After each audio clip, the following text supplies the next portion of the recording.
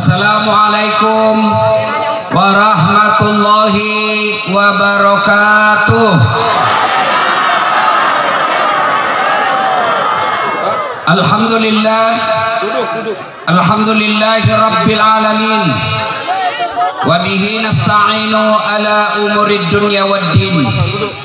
Ashhadu an la ilaha illallah wa ashhadu anna muhammadan abduhu wa rasuluh. Allahumma salli ala sayyidina Muhammad wa ala alihi wa sahbihi ajma'in. Amma ba'd. Faqad qala Allah subhanahu wa ta'ala fi kitabil karim. Bismillahirrahmanirrahim. Ya ayyuhalladzina amanu dukhulu fis silmi kaffatan wa la tattabi'u khutuwatis syaitan innahu lakum adu mubin. Wahai orang-orang yang beriman, bertakwalah kalian kepada Allah dengan sebenar-benarnya takwa, dan janganlah kalian mati kecuali dalam keadaan beragama Islam. Ayat ini Jumat kita dengar ketika khutbah Jumat. Apabila ada pengumuman di kantor bupati, harus diulang-ulang pengumuman tersebut, berarti pengumuman itu sangat penting. Kalau ada ayat yang harus diulang dan diperdengarkan setiap Jumat, berarti ayat ini sangat penting. Dan rasa-rasanya ayat ini susah diterima akal. Jangan kamu mati. Berarti mati kau yang ngatur. Weh, jangan kau mati ya. Berarti mati mau-mau. Padahal mati mau atau tidak, tiba saatnya pasti mati. Orang kaya, orang miskin, raja-raja, rakyat biasa, janda, semua mati. Berarti yang jadi masalah bukan mati. Jangan juga kau lihat-lihati janda. Berarti yang jadi masalah bukan matinya. Yang jadi masalah bagaimana keadaanmu mati. Illa wa antum muslimun, kecuali matimu dalam keadaan beragama Islam. Berarti ayat ini Allah ingin menginformasikan, wahai masyarakat di Kabupaten Bima, hati-hati kalian. Agamamu Islam, ngakumu Islam, KTPmu Islam, tapi belum tentu kau bisa mati dalam keadaan beragama Islam. Adakah orang Islam yang matinya tidak Islam? Banyak. Insya Allah kita tidak akan mati dalam keadaan mencuri. Insya Allah kita tidak akan mati dalam keadaan korupsi.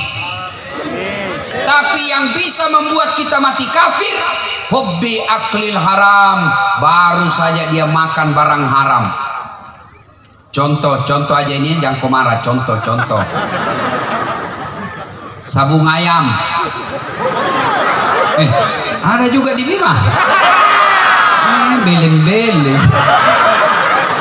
Sabung ayam sembunyi didapat sama polisi.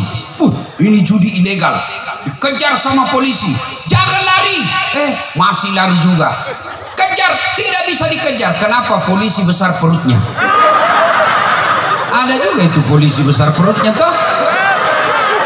Tapi bukan polisi Indonesia, itu polisi film India. Polisi Indonesia gagak. Coba lihat Pak Kapolres. Dikejar, masih lari. Terpaksa polisi tembak peringatan ke langit. Tembak satu kali, dok, masih lari. Tembak lagi 2 kali ke langit, dok, masih lari. Tembak 3 kali, dok, terpaksa ditembak kakinya. Tembak kakinya, tung, kakinya ditembak, kepalanya dia kena.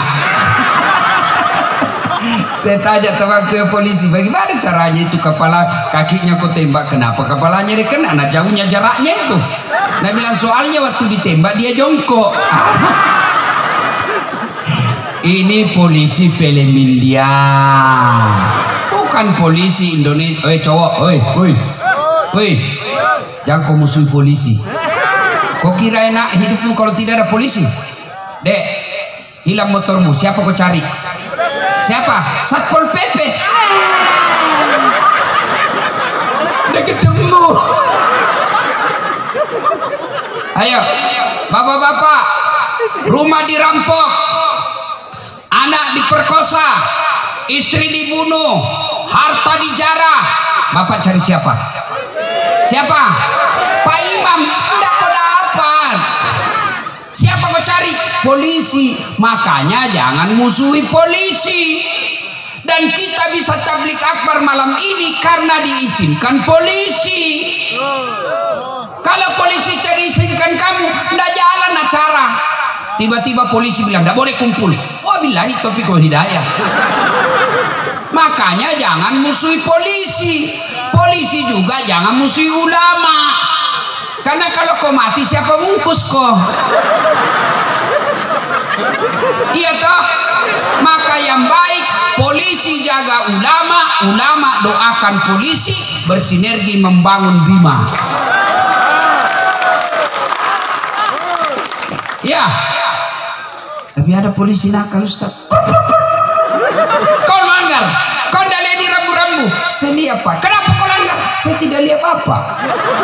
Kenapa kau tidak lihat saya? Bapak sembunyi di tikungan. Ah, kata polisi, saya tilang kamu. Kenapa Bapak tilang saya? Kau pembohong.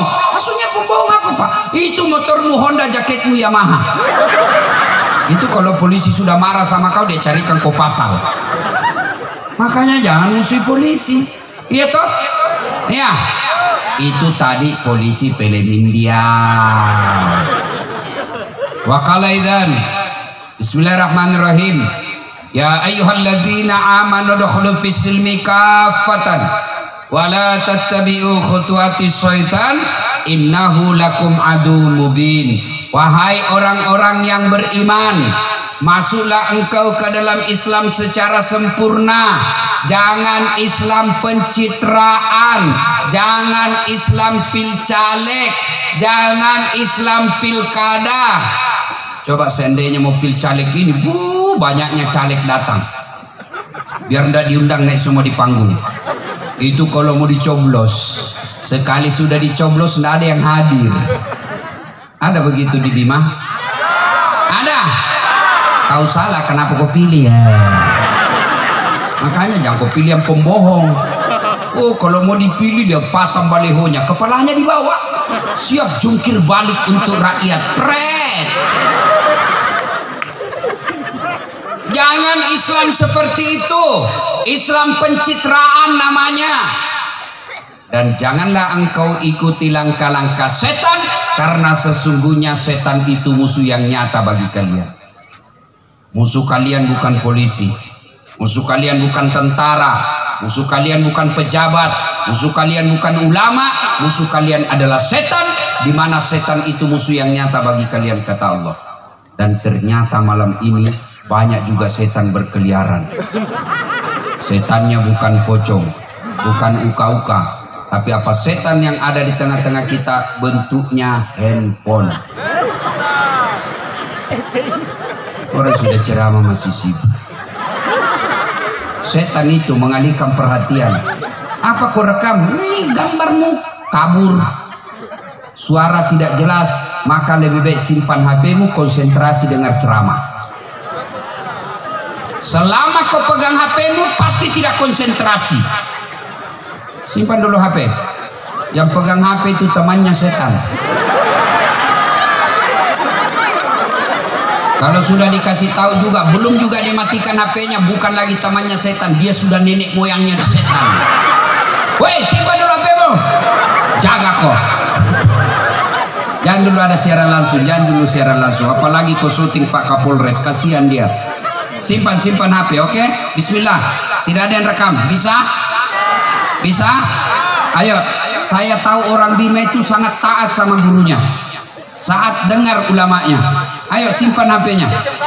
Saya mau rekam Ustaz. Itu ada teman saya yang rekam. Gambarnya nanti bagus, terang, suaranya jernih. Saya mau nonton Ustaz. Gampang, buka nanti di YouTube. Dasat Latif, tulis Bima, sudah muncul. Gambarnya jelas. Jangan ada yang share langsung. Nanti ada keseleo mulut saya viral lagi. Simpan ya. Ibu-ibu yang tetap pegang HP selama saya ceramah, saya doakan suaminya kawin lagi. Amin. Bapak-bapak senangnya. Simpan dulu, tolong simpan dulu ya. Oke. Apalagi setan yang ada di tengah-tengah kita yang pacaran. Pergi pengacara malam minggu pacaran, katanya pacaran syar'i, Fred. Padahal pacaran syar'i cilaka. Jangan duduk sama cowokmu. Duduk baku pegang-pegang tablik akbar. Pacar kok. Kenapa kita sekarang bisa? Simpan dulu deh HP, simpan. Jangan ada rekam. Minta tolong. Jangan ada yang merekam dulu, bisa ya? Bisa? Nanti terakhir baru caranya. Ustadz, saya mau dengar ceramahnya Pak Ustadz. Ada caranya, paling gampang. Nanti terakhir. Ya, bisa? Bisa? Oke. Wa qala idzan bismillahirrahmanirrahim. Innallaha wa malaikatahu yusalluna 'alan nabi. Ya ayyuhalladzina amanu sallu 'alaihi wa sallimu taslima. Sesungguhnya Allah dan para malaikatnya bersalawat kepada Rasulullah Muhammad sallallahu alaihi wasallam, maka wahai orang-orang yang beriman, bersalawatlah kalian kepada Rasulullah dengan sebaik-baik salawat. Suatu kali Nabi lagi duduk-duduk dengan malaikat Jibril. Tiba-tiba Nabi melihat ada malaikat 1 juta jari-jarinya. Bayangkan adik-adik, 1 juta jari-jari. Adik-adik berapa jari-jarimu? 10. Cacat kok itu. 20 ada kakimu. Masa kaki dari jari-jarinya? Ya, ini malaikat 1 juta jari-jarinya. Nabi kagum, lalu bertanya kepada Jibril, wahai Jibril, malaikat apa itu? Banyak betul jari-jarinya. Jibril menjawab, itu malaikat pencatat air ketika hujan. Ada yang bisa catat air ketika hujan? Ada? Pak Satpol bisa catat air hujan? Tidak bisa. Kenapa tidak bisa? Banyak, bareng-bareng jatuhnya dan laju, tidak bisa dicatat. Lalu Nabi bertanya kepada malaikat, wahai malaikat, betul kau mampu mencatat air ketika hujan? Ya, kucatat yang jatuh di laut, kucatat yang jatuh di gunung, kucatat yang jatuh di darat, tak setetes pun yang tidak kucatat. Makanya Allah kasih saya begitu banyak jari. Lalu malaikat ini berkata, ya Muhammad, ada satu yang tidak bisa kucatat. Kenapa? Lebih banyak dari jumlahnya air hujan. Kenapa? Apa gerangan? Ketika umatmu berkumpul di lapangan, berkumpul di masjid, berkumpul di satu tempat, lalu mereka berselawat bareng-bareng, saya tidak bisa mencatat betapa banyak pahala yang Allah turunkan di tempat itu. Maka kalau Bapak Ibu tidak bisa memperbanyak amal dengan tahajud, tidak bisa memperbanyak amal dengan sedekah, tidak bisa memperbanyak amal dengan Senin Kamis, tidak bisa memperbanyak amal dengan umroh tiap tahun, maka ketika kumpul seperti ini bersalawatlah kepada Nabi, karena di situ Allah lebih banyak pahalanya daripada air hujan. Maka saya mau ajak salawat. Bisa? Coba ini sound systemnya, teknisinya. Tutup eho-nya bos, tutup eho, nggak usah pakai eho. Cek. Bassnya kau turunkan. Cek. Treble-nya kasih full. Cek. Oke. Ayo kita selawat bareng-bareng. Saya mau dengar mana lebih kencang suaranya perempuan Bima daripada laki-lakinya. Bisa? Bisa? Maka yang berjenis kelamin laki-laki kau diam dulu. Yang perempuan dulu kita dengar. Maka bingunglah yang bencong.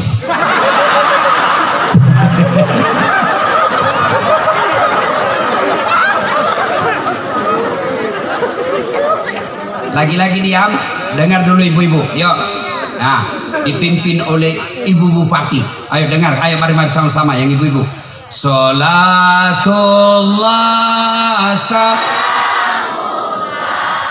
ala toha rasulillah. Salatullah salam ala yasin. itu bukan kencang, itu namanya sahdu. Makanya adik-adik cewek, kalau kau ditelepon sama laki-laki, ibu-ibu janda, kalau kau ditelepon suaminya orang, jangan mendayu-dayu. Assalamualaikum. Waalaikumsalam. Ini gimana orang ndak nafsu sama kamu? Lagi di mana, Dek? Di rumah aja, Kak. Lagi ngapain? Caleda. Coba kalau kau ditelepon sama cowok, tegas suaramu. Assalamualaikum, Bu. Waalaikumsalam. Lagi di mana? Di kantor. Lagi bikin apa kau tanya-tanya? Nggak diteleponnya lagi kau besok itu. Sangarnya ini. Waalaikumsalam. Ibu-ibu diam, kita dengar laki-laki. Ayo, yang berjenis kelamin laki-laki. Ayo, jangan mempermalukan jenis kelamin kita, bos. Ayo, kencangkan suara, ayo. Salatullah ala toha Rasulillah. Salatullah ala Yasin. Alhamdulillah, mantap. Nah, kalian diam semua, kita dengar di atas panggung. Dan dia gaya-gaya di sini tidak dengar selawatnya. Mudah-mudahan kecintaan kami kepada Rasul. Ayo Pak Kapolres. Sholat. Loh, ini mau poligami.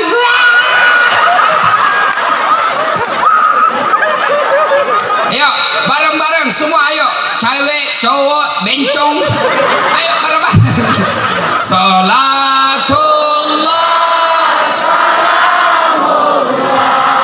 ala toha Rasulillah.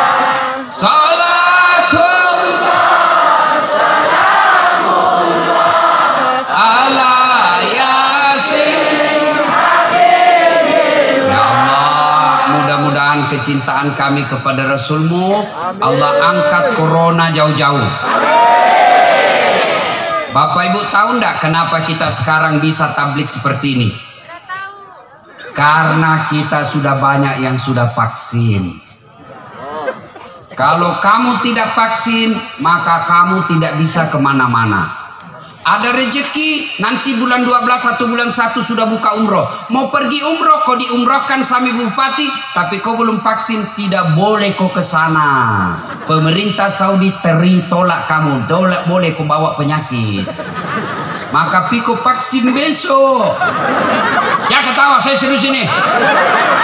Cewek dengar baik-baik.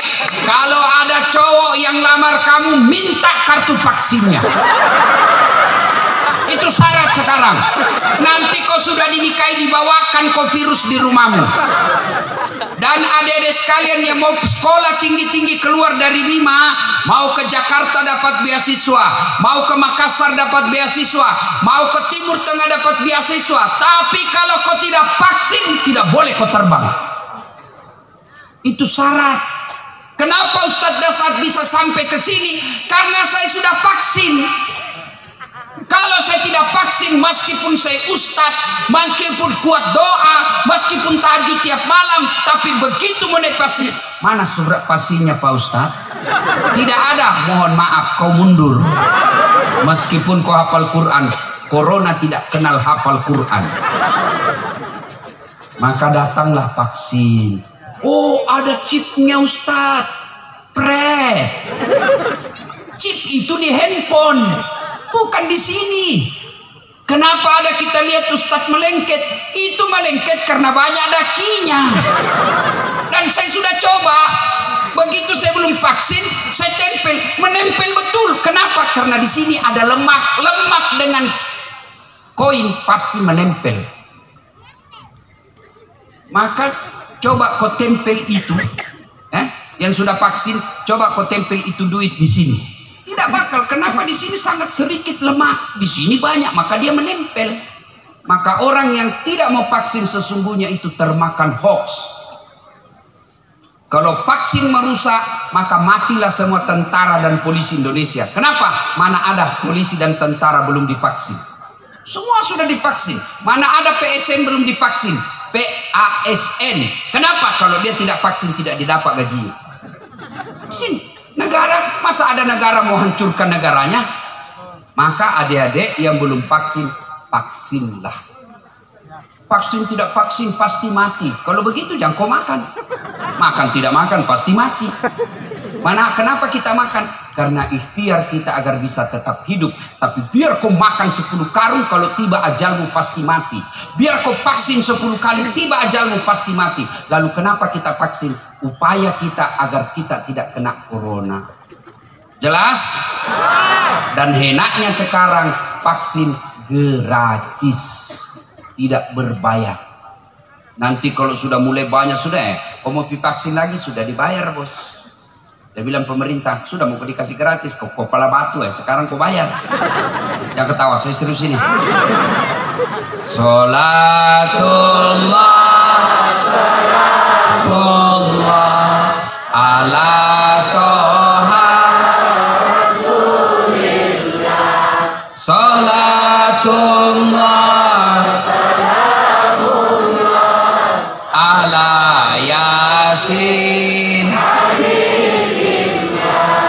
Ibu bapak, saudara-saudara sekalian, teristimewa yang kita hormati, Ibu Bupati Kabupaten Bima beserta Ketua DPR dan Wakil Bupati.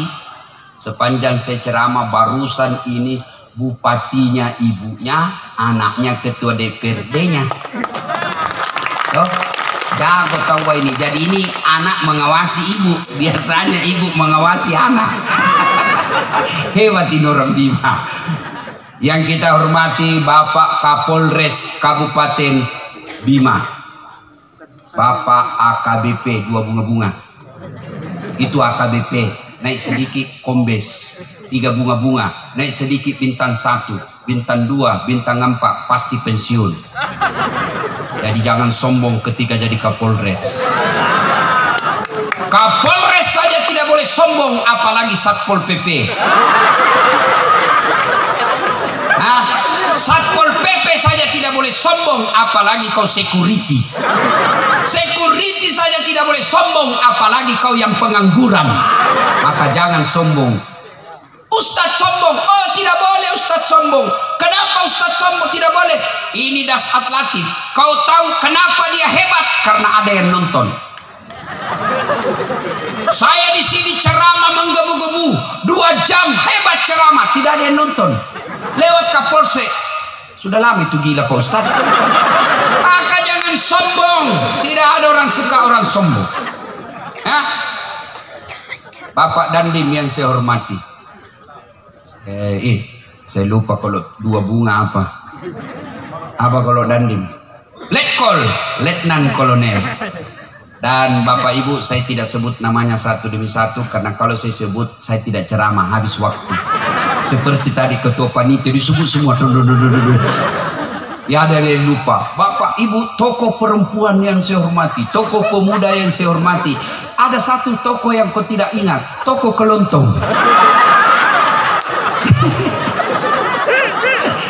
Dan kita hormati pula adinda kita, kakak kita, saudara kita, Ustadz Samsuri, yang telah mengharumkan masyarakat Bima nomor 1 waktu di Turki. Ketemu tawa Erdogan, ketemu Erdogan, cipika-cipiki.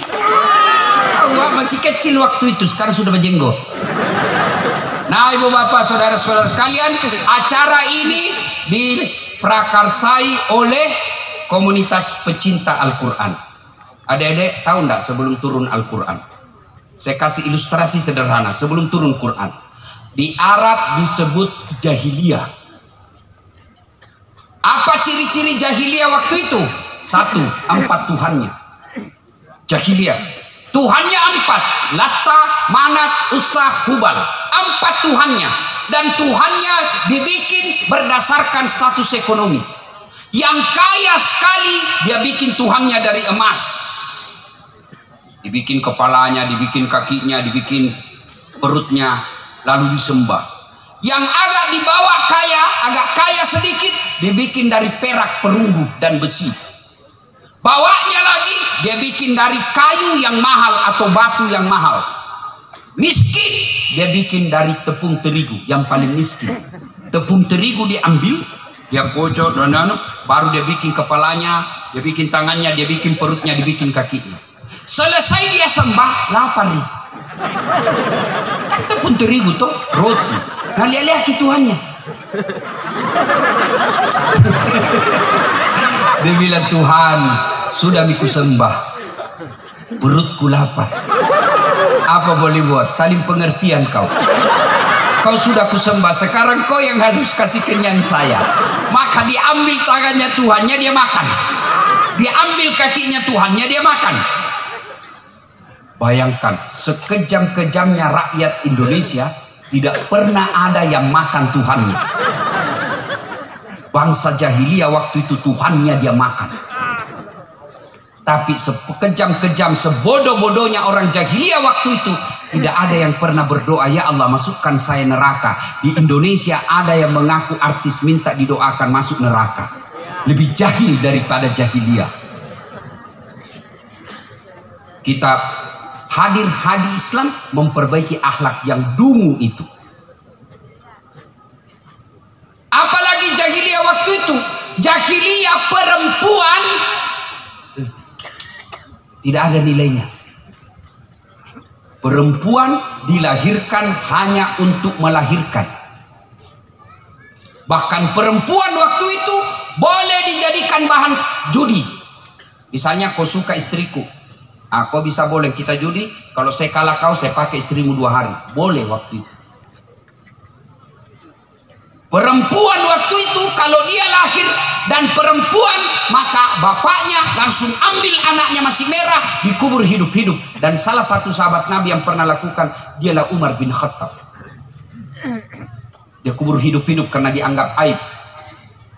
Dulu orang menyembah berhala, sekarang tidak lagi menyembah berhala. Saya yakin tidak ada lagi sekarang yang sembah-sembah patung di Bima. Tapi saya curiga bukan patung dia sembah, tapi bupatinya dia sembah, kapolresnya dia sembah. Pejabat-pejabat ini biasa di kantor ibu bupati. Yuk, ibu. Ada kepala dinas di sini? Ada? Itu yang suka cari-cari muka itu.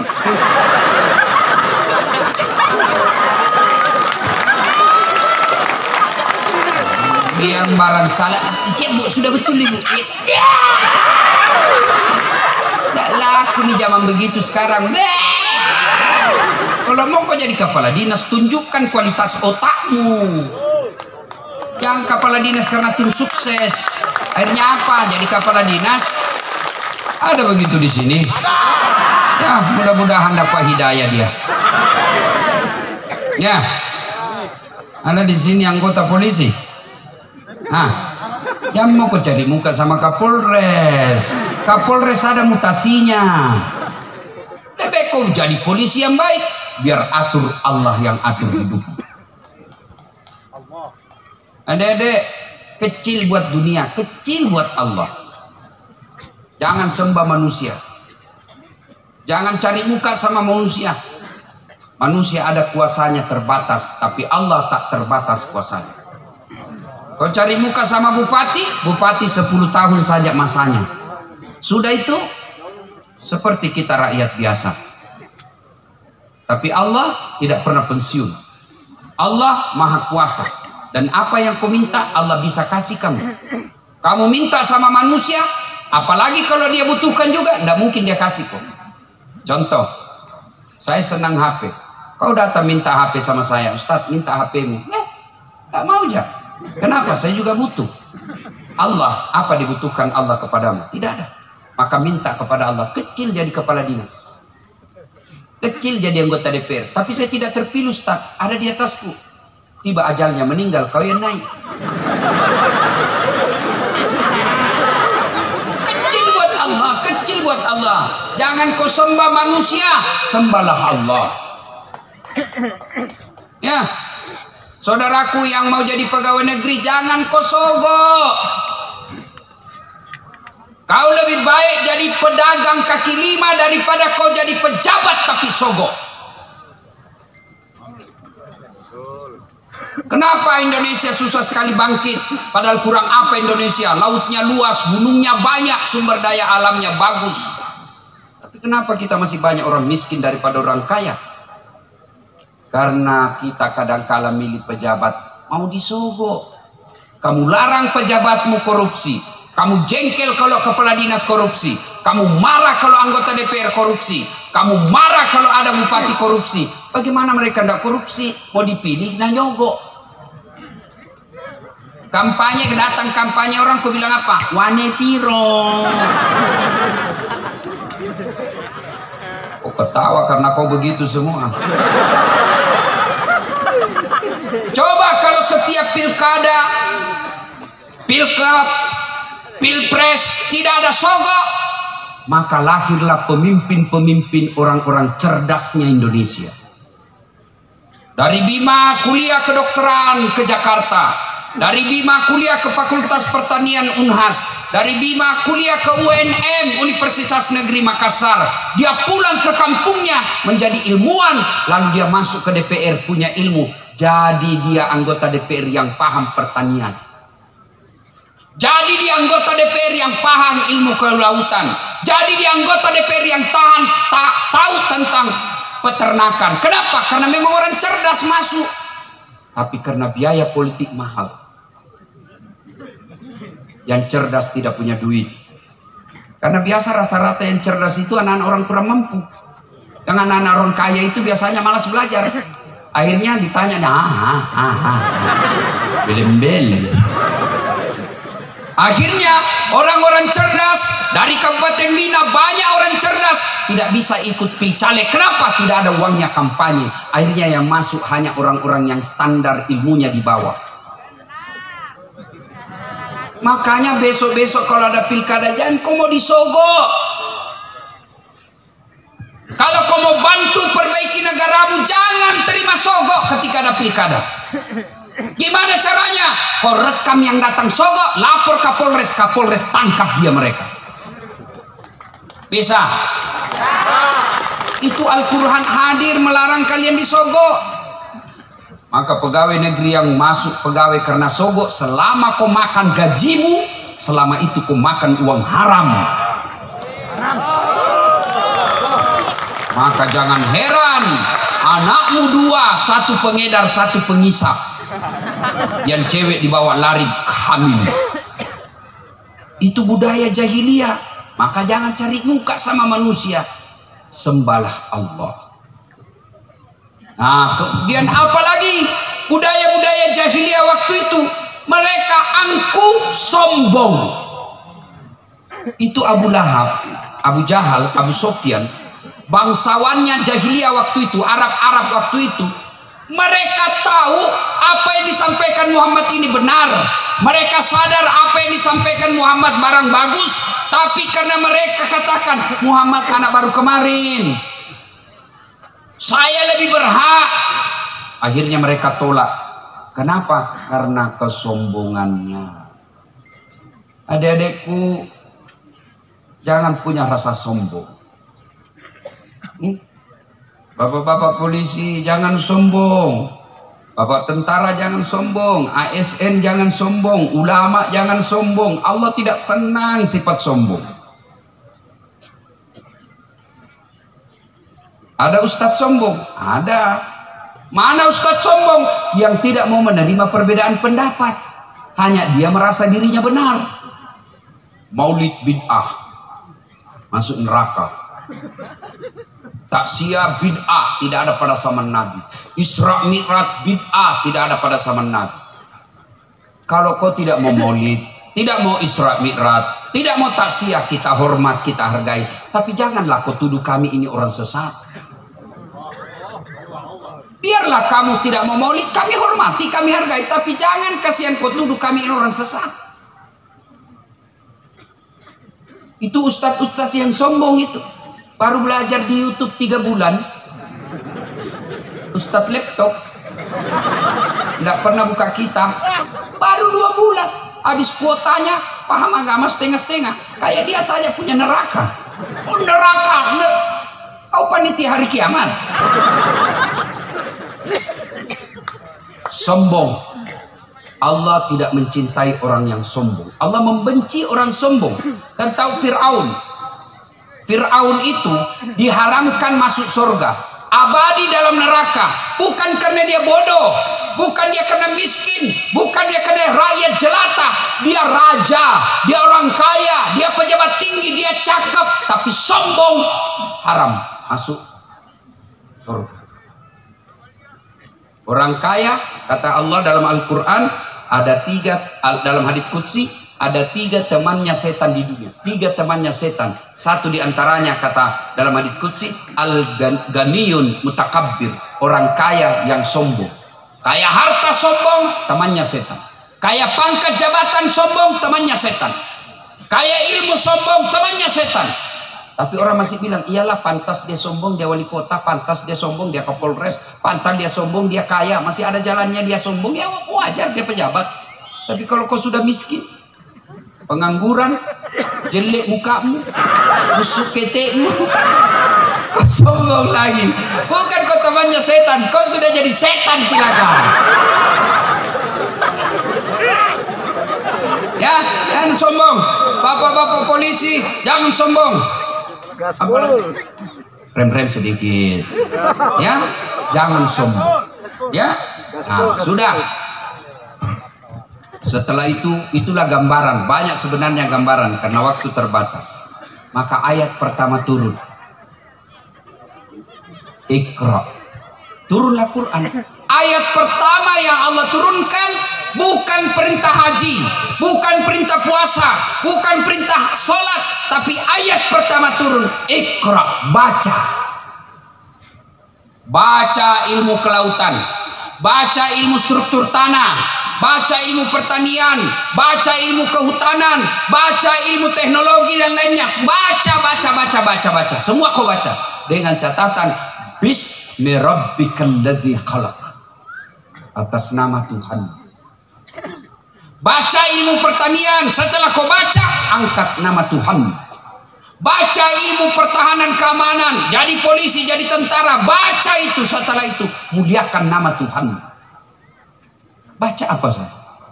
Maka adik-adik sekalian, ini ayat menunjukkan kita umat Islam tidak boleh menjadi umat yang bodoh. Adik-adik, Imam Ali karamallahu wajhah, Ali bin Abi Thalib, sepupu satu kalinya Nabi, anak mantunya juga Nabi, sahabat juga yang masuk Khulafaur Rasyidin. Nabi akui Ali bin Abi Thalib paling cerdas dari semua sahabat beliau. Ditanya, ya Ali, jika kau disodorkan antara harta dengan ilmu, kau pilih mana? Adik-adik ini yang ada di depan saya, kalau disodorkan kau iPhone 13 dengan kitab Durratun Nasihin, kau pilih mana? Kitab. Pencitraan. Ali ditanya, Ali kau pilih harta atau ilmu? Dengan mantap Ali menjawab, saya pilih ilmu. Kenapa pilih ilmu ya Imam? Ada 3 kelebihan ilmu dibanding harta. Ada 3 keutamaan ilmu yang tidak dimiliki oleh kalau kau punya harta. Apa itu? 1, harta setengah mati kamu jaga, ilmu dia yang jaga kamu. Saya punya duit 5 juta, saya kasih masuk kaleng-kaleng. Orang Makassar bilang bele-bele. Kasih masuk bele-bele, sudah itu digembok. Bele-bele, saya mau keluar kamar, saya kasih masuk di lemari. Gembok lemari. Sudah 2 gemboknya. Keluar kamar, gembok lagi pintu kamar, 3 gemboknya. Keluar rumah, gembok lagi rumah, 4 gemboknya. Keluar pagar, gembok lagi pagarnya, 5 gemboknya. Sampai di kantor hilang kuncinya. Setengah mati kau jaga tuh itu uang. Ya. Sementara ilmu dia yang jaga kamu. Mana buktinya? Pak Bupati, Pak Wakil Bupati, Bu Bupati di rumah beliau dijaga sama Satpol PP. Kemana-mana dikawal. Kenapa? Karena punya ilmu. Tidak mungkin jadi bupati kalau beleng-beleng. Dengar sambutannya tadi. Dengar sambutan tadi bupati. Suaranya menandakan keibuan. Enak didengar. Keibuan. Dan tidak panjang-panjang. Ada juga itu pejabat kalau dia sambutan panjang sekali. Nah bukan dia ditunggu. Dijelaskan juga maulid. Nah bukan kau pembawa hikmah maulid. Ada juga ibu, namanya ibu, masya Allah, pengertian, alhamdulillah. Dan mau lihat prestasinya ibu, lihat anaknya. Kalau anaknya baik, berarti ibunya berhasil. Ada orang sukses, anaknya berantakan. Ya, ilmu dia yang jaga kamu, harta kamu yang jaga. Kata Ali yang kedua, dengan ilmu kau bisa dapat harta, tapi dengan harta belum tentu kau dapat ilmu. Ada orang kaya, kaya sekali, tapi tidak tahu membaca. Pergi Makassar, bingung dia. Sampai dia ejala itu, dia baru belajar membaca, diajar sama anaknya. PEP tambah PEP, SOSO, PEPSO, DEDNT, apa bacanya? Odol. Karena dia lihat gambar.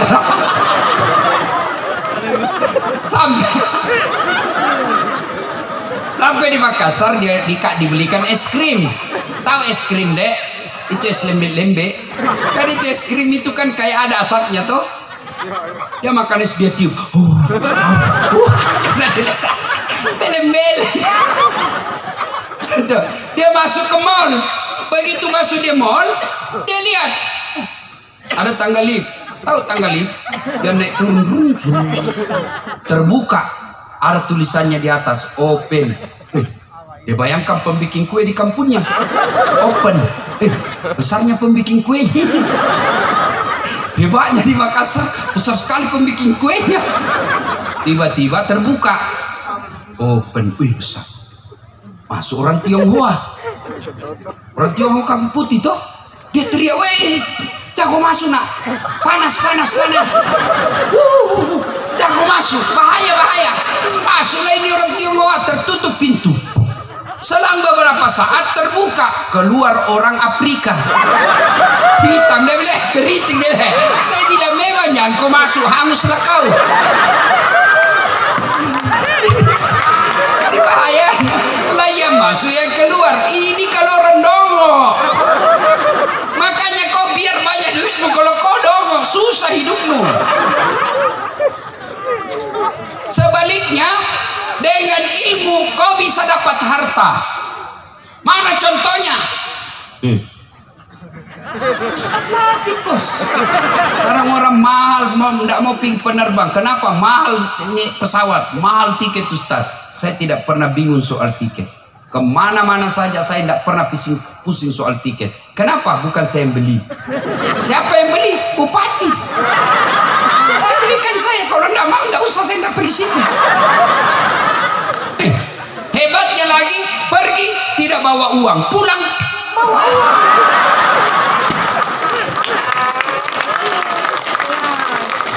Gara-gara apa? Ilmu. Dulu. Waktu saya kecil, SD di kampung saya asli kampung. Lewat pesawat. Kita kejar kapal lalutu. Bahasa Bugis kapal lalutu, kapal terbang. Kapal lalutu. Dikejar-kejar. Sampai karena kita lihat got, masuk kita di got. Saya bilang dalam hati, bisa gitu saya nanti naik pesawat. Saya bilang waktu itu, bisa gitu saya nanti naik pesawat. Subhanallah, Allahu Akbar. Sekarang capek saya naik pesawat. Dibayarkan pula. Bahkan naik pesawat pribadi, antar jemput. Pernah sering saya diantar jemput pergi khutbah. Cuma berdua saya di atas pesawat. Gara-gara apa? Bukan karena saya gagah, tapi karena saya punya ilmu. Maka adik-adik belajar. Biar kau jelek, tapi kalau kau punya ilmu, kau akan jadi orang berwibawa. Saya ini ceper. Ibu Bupati tadi bilang kecil aja orangnya ini. Cuma ndak mau bilang jelek juga. Saya akui saya tidak gagah. Tapi saya penuh pesona. Mana buktinya? Kasih kumpul orang anak muda di samping saya yang cakep, gagah, harum, keren. Tapi mana ketemu ibu-ibu? Saya diminta foto, Ustaz. Enggak dia. Penuh pesona. Cuma ibu-ibu kalau foto suka minta ulang Ustaz, ulang. Kabur Ustaz, ulang. Dalam hatiku, mukamu yang kabur. Salatullah salamullah ala toha rasulillah. Salatullah salamullah ala yasin habibillah. Yarfa'illahu alladhina amanu minkum walladzina utul ilma darajat. Allah angkat derajatnya orang yang beriman dan berilmu pengetahuan. Mana buktinya? Coba lihat, orang-orang di atas ini orang punya ilmu. Kalian ya dibawalah kau duduk bersila. Coba lihat tadi, saya datang terlambat. Terlambat mestinya kalau tidak punya ilmu terlambat di belakang kok. Saya meskipun terlambat, di atas Pak Ustaz, di atas kursi, makan pisang, kacang seperti Pak Dandi. Kenapa? Karena punya ilmu. Maka jangan pernah kau tidak sekolah adekku yang di Bima, karena kau bilang orang tuamu miskin. Demi Allah orang tuamu miskin, Tuhanmu maha kaya. Jangan kau pernah jauh kampungku Ustaz, tidak bisa. Tidak ada yang jauh bagi orang yang punya cita-cita. Belajar kalian. Dan hebatnya orang-orang Bima, saya banyak mengajar anak-anak Bima. Saya dosen di Unhas. Hebatnya anak-anak Bima kalau pergi merantau, dia tinggal di masjid. Dan cita-cita paling tinggi masyarakat Bima biasa selalu mau jadi guru. Maka kau belajar. Belajar. Allah janjikan orang yang belajar diangkat derajatnya. Saya kalau lihat ibu bapak saya orang miskin, tidak mungkin saya bisa tinggi sekolah. Dedek dengar tadi gelarku. Oh, jarang-jarang seperti itu. Bener bos, dengar tadi namanya Doktor Dasat Latif, Esos, SAG, MSI, PSD. 5 gelar nih. Bukan. Apa sebabnya? Karena saya memang hobi sekolah. Orang tuaku miskin tapi dia bilang bapakku enak. Tomatoamu kasiasi bahasa Bugis, tapi pungalatala sogi. Enak. Bapakmu miskin tapi Allah maha kaya. Tidak ada keluargamu pejabat, tapi kalau Allah tolong kau tidak ada yang mustahil. Nah sekolah, belajar. Ini yang pertama pesan Quran, belajar. Yang kedua, adik-adik sekalian, kalau kau sudah belajar dengan baik, akhlak dimuliakan. Biar tinggi ilmu, biar tinggi jabatan, kalau kau tidak punya akhlak, tidak ada nilaimu di sisi Allah. Maka banyak saya lihat adik-adik tinggi bacaannya, hebat Qur'annya, tapi ketika duduk berjamaah sama orang tua kadangkala dia tidak punya adab. Mana itu biasa di masjid toh? Kita dulu kalau kita tahu diri, kita anak-anak ya di belakang, kasih orang tua di depan. Sekarang mentang-mentang baru belajar agama 2 hari, 2-3 bulan, masuk di depan. Duduk di samping, paling depan. Karena dia bilang saf paling depan, paling utama. Tapi itu bagus. Tapi tolong kalau kau sudah sholat, jangan kau langkah-langkahi orang. Ada kan begitu yang katanya tidak ada diajarkan Nabi doa bersama. Oke, kalau kau tidak mau doa bersama, tidak usah. Tapi jangan kau langkah-langkahi orang, itu adab. Assalamualaikum warahmatullahi wabarakatuh. Langsung berdiri. Kalau kau tidak mau, jangan kau di depan, di belakang kau. Kalau kau tidak mau berdoa bersama, oke, tidak usah kau doa bersama. Tapi hargai orang yang lagi zikir. Dia lagi berusaha menyambungkan hatinya dengan Tuhannya, lalu kau langkah-langkai. Di mana kau belajar adab? Puncak dari semua ilmu adab. Maka adik-adik banyak bacaan, tinggi hafalan, bagus dia punya hafalan, bacaannya baik, tapi rendah adabmu. Tidak ada. Nabi pernah ditanya, ya Rasulullah, untuk apa kau diutus ke muka bumi? Bukan mencerdaskan kehidupan bangsa saja, tapi apa? Liutammimal makarimal akhlak, memperbaiki akhlak manusia. Makin tinggi ilmumu, makin rendah hatimu. Pepatah kita orang dulu mengajarkan, gantungkan cita-citamu setinggi bintang di langit, tapi rendahkan hatimu seperti mutiara di dasar laut. Apa yang kau sombongkan dengan ilmu? Wa ma utitu minal illa qalila. Dek waleku pak disengat kecuali cek dek. Tidak kuberikan kau ilmu kecuali sangat sedikit. Apa yang kita mau sombong? rendah. Jangan kau sombong. Jangan kau akhlak buruk. Terutama kepada orang tua. Ada sekarang anak-anak mentang-mentang tinggi sekolahnya, menghafal Quran dari Timur Tengah, berbeda dengan bapaknya. Bapaknya mau taksiah, dia dapat ilmu yang tidak mau taksiah. Dia bilang, apa ini orang tua, sesat kamu. Kamu yang sesat, bos. Dari mana kau belajar agama, orang tuamu kau bilang sesat? Dijualkan kau sawah bapakmu. Bapakmu jadi nelayan bertahun-tahun supaya kau bisa ke Timur Tengah sekolah. Setelah kau pulang hanya berbeda manhaj, berbeda metode dakwamu sehingga kau kafirkan orang tuamu. Orang begini dicabut berkahnya ilmu. Adab, sopan santun, makin beradab makin baik. Adik-adik, kalau kau mau sukses, muliakan orang tuamu. Ada orang hormat betul sama kepala dinasnya, kurang ajar sama bapaknya. Dia cium tangannya pejabat. Sama bapaknya tidak pernah cium tangan. Adab, muliakan. Tetangga kita punya adab. Bagaimana adab bertetangga? Jangan kau ganggu. Kalau kau tidak bisa kasih duit, jangan kau rusak perasaannya. Kalau tidak bisa kau bersedekah dengan membangunkan dia rumah, memberikan dia duit, memberikan dia makanan, maka sedekah dengan tidak mengganggu perasaannya tetanggamu. Itu akhlak. Bagaimana akhlak bertetangga? Coba dengar akhlak bertetangga. Itu Nabi mengajarkan, kalau kau bertetangga dan kau tanam mangga di sini, ada pohon kau tanam, lalu dahan rantingnya menyeberang ke pagarnya tetangga, maka yang menyeberang haknya tetangga, bukan hakmu. Meskipun kau punya itu mangga. Saya ditanya sama siswaku, bagaimana kalau istrinya tetangga menyeberang, Ustaz? Itu saya tanya sama Kapolres. Nah, itu adab. Nah, berikutnya inti sembah Allah. Kul huwallahu ahad. Sembah Allah. Dan puncak penyembahan kita kepada Allah itulah sholat 5 waktu. Tidak ada gunanya kalian datang tablik seperti ini. Tiap malam kalian tablik, tiap malam putar ceramahnya Ustaz Dasar, tapi kalian tidak sholat, tidak ada gunanya. Ada biasa pemuda bilang, oh tidak penting sholat, yang penting itu hatimu dong. Biar kau tidak sholat, yang penting hatimu. Kalau orang tanya begitu, tanya siapa nabinya? Siapa nabinya? Nabi Muhammad paling baik hatinya. Nabi Muhammad paling akhlaknya paling mulia. Beliau tetap sholat. Apa biasa membuat orang tidak sholat? Ada yang malah sholat di sini bilang, ayo. Apa alasanmu? Kutangkis kau ini malam.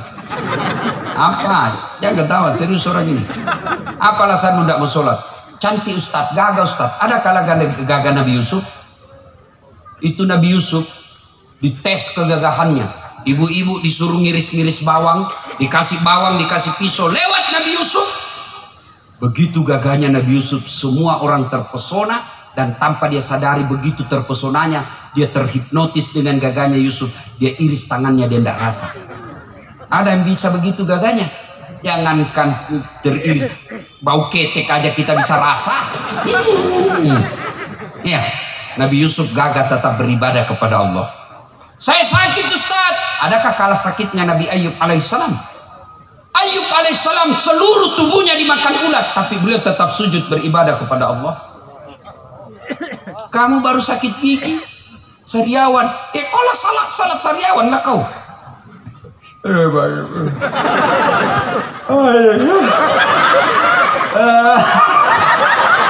Allah tahu kau lagi sakit gigi. Ustaz, saya tidak bisa berdiri. Allah kasih keringanan, silakan kau duduk. Tapi kan saya lagi di tengah laut Ustaz, lagi tangkap ikan. Saya tidak tahu di mana kiblat. Kau lihat di mana matahari terbenam, menghadap ke sana lah kau. Oh sana, sudah. Allahu Akbar. Tiba-tiba goyang perahu. Tak usah juga kau goyang perahu. Mana saja kalau begini perahu. Nah, Allah Maha bijaksana. Jangan ketawa, serius orang ini bos. Ustaz, saya tidak bisa duduk, baring. Tidak bisa baring, sholat pakai isyarat. Mana namanya sholat pakai isyarat? Tinggal mata yang digerak-gerakkan. Itu sholat pakai isyarat. Saya tidak bisa Ustaz. Sholat dalam hati. Bagaimana salat dalam hati? Seluruh bacaan salat mulai takbir sampai salam kau baca dalam hati. Bayangkan lagi ruku, baca doa ruku. Bayangkan lagi sujud, baca dalam hati, dalam hatimu itu doa sujud. Selesai. Tidak bisa juga begitu, Ustaz. Gampang, ambil kain putih, bungkus, bawa di kubur. Tapi kan kita lagi perang, Ustaz. Kita tentara lagi perang. Allah kasih lagi keringanan namanya salat khauf. Salat dalam keadaan takut, perang, boleh. Bagaimana caranya, Ustaz? Saf pertama 5 orang depan, saf kedua 5 orang depan. Ya, saf pertama dulu selesaikan salatnya. Yang di belakang siapkan senjata. Selesai yang di depan, yang di belakang lagi, yang di depan lagi siapkan senjatanya. Itu salat. Begitu pentingnya salat.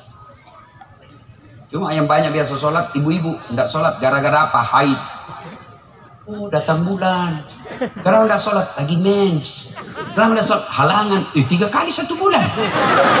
Belem-belem. Dia bilang suaminya biasanya cuma 5 hari. Ini kok sudah 7 hari belum salat. Belum bersih, Pak. Kok bohong? Apa bohong? Saya kasih lihat kamu. Kamu kasih lihat dong. Iya toh. Apalagi biasa perempuan banyak yang sholat gara-gara make up, pesta pengantin, mukanya coklat, biru, krem, abu-abu, kayak orang sudah tabrak tiang listrik. Ada lagi lebih-lebihnya sedikit di sini. Kenapa ada lagi lebihnya? Dia bilang seperti artis Korea. Artis Korea baru didompu tinggal lah. Iya toh. Oh, jilbabnya jilbab sakaratil maut. Ibu tahu jilbab sakaratil maut? Ada tuh yang dikasih dulu, ada dikasih tali-tali, lipat, baru dia ikat di lehernya. 3 lapis coklat, biru, krem, nggak kasih miring. Ada kering-keringnya kayak pohon-pohon di belakang.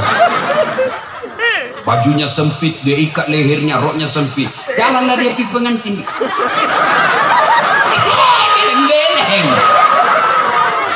Tiba sholat, dia bilang suaminya, "Piko sholat bu." Kau nggak sadar kau ini, Pak? Sadar, saya suruh kau pergi sholat. Saya sudah jualkan kau sawah pergi haji, malah kau tidak sholat. Sadar kau, Pak? Sadar, saya suruh kau sholat. Kau nggak lihat ini jilbabku 1 jam dipakai. Gara-gara jilbab dia nggak sholat. Banyak kan begitu? Sholat. Nggak ada alasan bagi mereka nggak sholat. Adik-adikku yang malah sholat sebagai motivasi dan ancaman buat kalian. 1. Buka Al-Quran surah Al-Hajj ayat 47. Situ Allah jelaskan, 1 kali kau tinggalkan sholat, Allah hukum kau 1 hari di neraka. Berapa sih 1 hari di neraka, Ustaz? 1000 tahun dunia. Jadi kalau kau tidak sholat subuh tadi subuh, 1 hari kau diparkir. Apalagi kalau cuma hari Jumat saja sholatmu. Berapa hari? Hari Jumat saja paling terlambat datang, paling cepat pulang. Orang khutbah dia tidur. Mau kau masuk surga, nenekmu punya. Kau kira ada orang dalam bisa urus kamu? Sholat. Ngeri, Pak, yang tidak sholat. Saya biasa ngeri, Pak. 1 kali tidak sholat, 1000 tahun kau dibakar di neraka. Dan bagaimana panasnya di neraka, kata Nabi, yang paling ringan diletakkan kerikilnya neraka di kakimu, saking panasnya mendidih sampai ke otakmu. Itu yang paling ringan. Hati-hati. Ada polisi ditugaskan ke Papua, tidak nyaman, masih ada pilihanmu. Apa? Pensiun dini. Apa? Pilkada, pegawai negeri, di salah yang dia dukung, kalah yang dia dukung, yang tadinya kepala dinas menjadi staf ahli. Ahli yang tidak ada stafnya. Masih ada pilihan apa? Pensiun dini. Tapi demi Allah, kalau kalian mati tidak punya persiapan, masuk di kubur, senang tidak senang, tinggal kau di situ. Tak boleh kau keluar lagi. Kalau kau keluar, lari semua satu kampung. Kalau saya lihat ada orang meninggal tidak pernah kita lihat sholat, Instagramnya semua soal aurat, Instagramnya cuma memaki-maki. Ngeri, Pak. Kalau bapak merantau ke Jakarta tanpa bekal, sudah pasti kau menderita. Pergi Jakarta tidak punya duit, tapi masih agak bisa di Jakarta, masih bisa kita cari mes Pemprov NTB, kita datang ke sana. Bagaimana kalau Anda masuk ke kubur, tak ada sholat, tak ada persiapan, semua amalmu dihapus. Begitu orang meninggal, datang malaikat. Marabuka, siapa Tuhanmu? Kaget dia. Tunggu dulu, orang baru datang. Karena waktu di dunia suka dia berdebat. Marabuka, siapa Tuhanmu? Kaget dia tak jawab, ketuhanan yang Maha Esa. Langsung disemes. Salatullah salamullah ala toha rasulillah. Salatullah salamullah ala yasin. Saya sholat Ustaz, tapi rasa-rasanya kok hidupku tidak pernah lepas dari masalah. Koreksi sholatmu. Barangkali kau sholat, tapi sholatmu main-main. Allahu Akbar.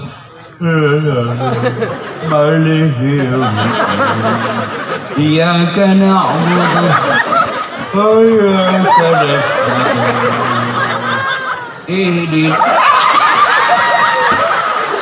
Siapa ajar kau sholat begitu? Iya toh? Allahu Akbar. Dia baca semua pengumuman di masjid. Keadaan keuangan masjid, keadaan. Allahu Akbar, cari duit. Tadi uang 100.000, 50.000 beli pulsa, 30.000 beli bensin. Mana ini 20.000? Allahu Akbar, belum dia dapat. Allahu Akbar. Begitu salam, oh di bawah sadel. Sholat itu kau cari uang. Kau berketawa karena kau bayangkan dirimu semua. Ya, saya sholat Ustaz, betul sholat, tapi kau tidak konsentrasi. Saya sholat Ustaz, betul sholat, tapi kau main-main. Kenapa main-main? Itu juga sholat, bajumu kau pakai mandi. Itu juga kau pakai tidur. Itu kau pakai main futsal. Kau pakai pergi pasar. Kau pakai mencuci. Kau pakai lagi sujud kepada Allah. Padahal banyak bajumu. Ada ibu tanya, Ustaz, boleh tidak sholat tidak pakai BH?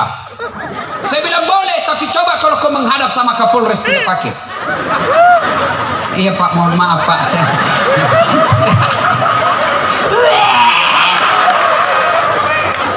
Boleh, tapi tidak beradab namanya. Ibu Bupati pasti jengkel. Kurang ajar betul ini.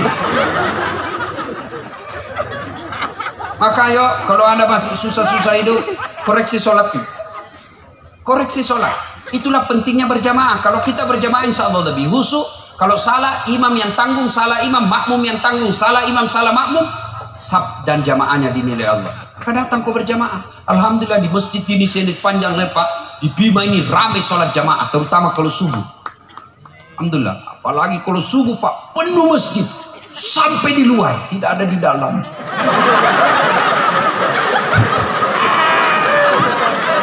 Ya, ayo, semua kebaikan yang kau lakukan tidak ada nilainya ketika kau tidak sholat. Kenapa sholat penting? Karena sholat adalah puncak pengabdian kepada Allah. Artinya apa Ustaz? Tidak boleh ada kegiatan lain ketika kau sholat kecuali hanya menyembah Allah. Puasa, boleh ada kegiatan lain. Sambil nunggu buka puasa kita menyanyi-nyanyi, boleh. Sambil jual-jual kue, boleh. Pergi haji, boleh. Sambil dagang, bawa rokok. Dagang. Ada perokok di sini. Saya doakan kalian yang merokok berhenti merokok. Kau benci Yahudi tapi kau beli rokoknya. Ayo. Kalau sholat tidak boleh ada kegiatan lain. Tawaf boleh sambil menyanyi, boleh. Labbaik Allahumma labbaik, labbaik la syarika lak labbaik, boleh. Sah soal hajimu. Bayar zakat sambil nyanyi, boleh. Insaflah wahai manusia, bila dirimu berno. Ini dek zakatku. Boleh, sah. Tapi sholat tidak boleh ada kegiatan lain. Allahu Akbar. Begadang, jangan begadang. Tidak boleh. Kenapa? Kau lagi beribadah hanya kepada Allah. Nah, ibu bapak, saudara-saudara sekalian, sebenarnya banyak yang ingin kita sampaikan, tapi waktu jualah yang membatasi kita. Mau lagi masih mau dengar ceramahnya Pak Ustadz? Caranya gampang. Ada versi panjang, ada versi pendek. Kalau versi panjang buka YouTube, tulis Das Atlatif, keluarlah ceramah saya. Silahkan Kiat sukses mencari jodoh ada, mendidik anak ada, kewajiban suami ada, kewajiban istri, semua sudah dibahas. Termasuk wawasan kebangsaan ada semua di situ. Termasuk yang terakhir, saya ceramah di depan Pak Presiden. Saya bilang, Bapak Presiden yang terhormat, di depan pintu surga kelak ketika penghuni surga masuk surga, tiba-tiba pintu surga macet, rusak kuncinya. Malaikat, sudah mau masuk ini orang rusak kunci. Dia bilang, malaikat, ada yang bisa perbaiki? Maju orang pertama, Ajinomoto, orang Jepang. Dia bilang, saya bisa perbaiki malaikat, cuma ada biaya kerja 3 juta. Untuk apa 3 juta? 2 juta pergantian barang rusak, 1 juta biaya kerja. Maju orang kedua, George, orang Amerika. Saya bisa lebih baik dari dia, saya minta 5 juta. Untuk apa 5 juta? 2 juta biaya penelitian, riset, supaya tidak terulang kerusakannya. 2 juta pergantian barang rusak, 1 juta biaya kerja. Oh iya, maju orang ketiga, namanya broker, orang Indonesia. Saya bisa kecil ini 2, saya bisa lebih baik dari kerjaan ini, cuma lebih mahal. Berapa aku minta? 15 juta. Kaget malaikat, untuk apa 15 juta? Dia dekati malaikat, malaikat, 5 juta untuk kamu, 5 juta untuk saya, 5 juta kasih orang Jepang kerja. Kau sudah tenda, kau kira ini negaramu, kas masuk neraka.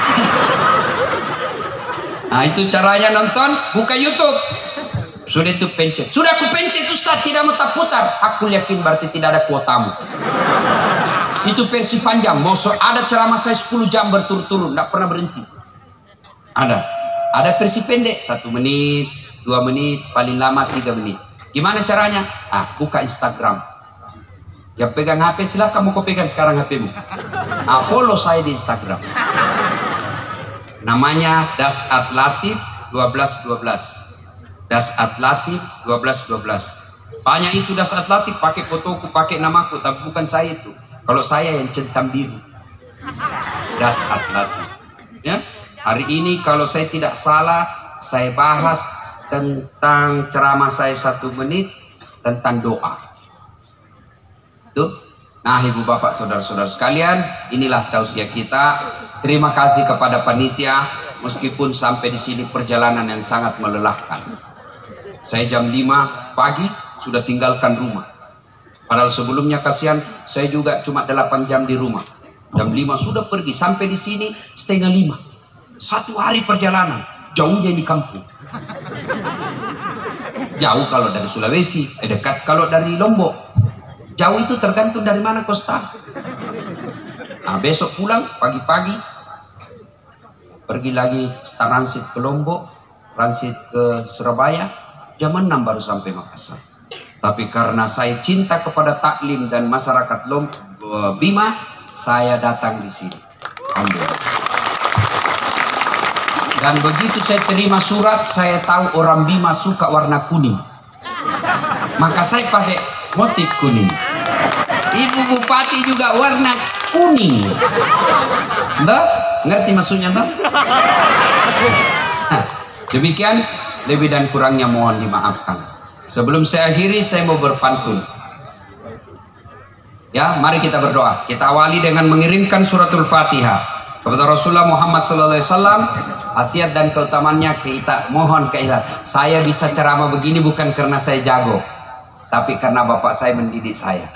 Sebagai rasa terima kasih tuan-tuan, puan-puan, bapak ibu kepada bapak saya mohon keikhlasannya mengirimkan suratul Fatihah kepada beliau yang telah menjadi arwah.